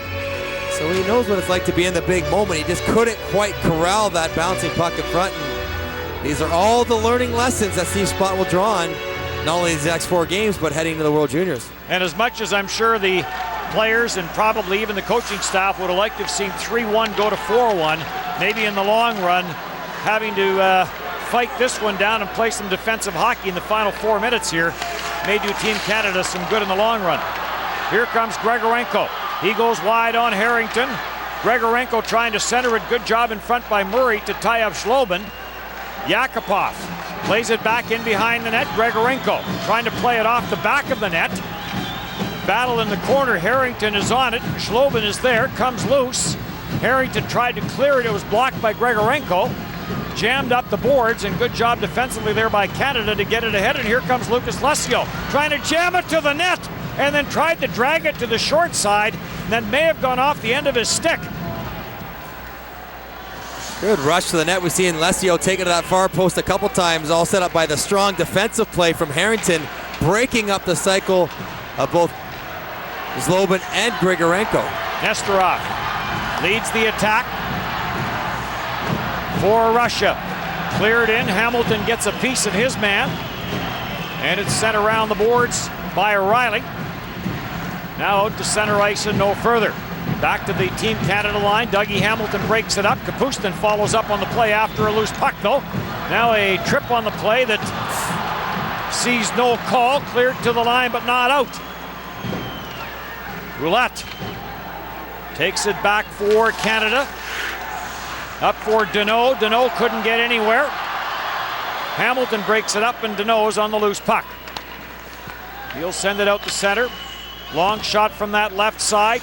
That's deflected away. Udon goes after it. In the corner, tries to jam it off. Osipov is there trying to work it free. They jam it up. Diakov is there for Russia as well, killing off some valuable time. And now we get to the 2-minute announcement in this game as it's grabbed off by Shalunov for Zagarov. Zagarov to the line, no further, and brought back in now by Huberdeau. Jonathan Huberdeau, long slap shot. That's blocked and doesn't get to Vasilevsky. Into the corner, Scheifele is up with the loose puck. Scheifele gets it for Huberdeau. Cleared away from him. Tyrati now looking to get the cycle. It's in for Scheifele. Quick shot by Scheifele. Vasilevsky looked behind him but has it under his pads. So Canada staying on the attack with a buck and a half to go. And they're generating their attack the right way by cycling the puck down low, making sure to have a third man high, and then that third man jumping into the seams when appropriate. That time it was Mark Scheifele jumping off the half wall, top of the circle, into the gap, quick little release. Still in a good spot defensively if the play is broken up, but then also gets a pretty good opportunity as Vasilevsky has to reach behind him as that puck was trickling under his pad. And Mike, you touched on that earlier, how that's something that the coaching staff is really stressed coming into this tournament, is making sure they have one guy high.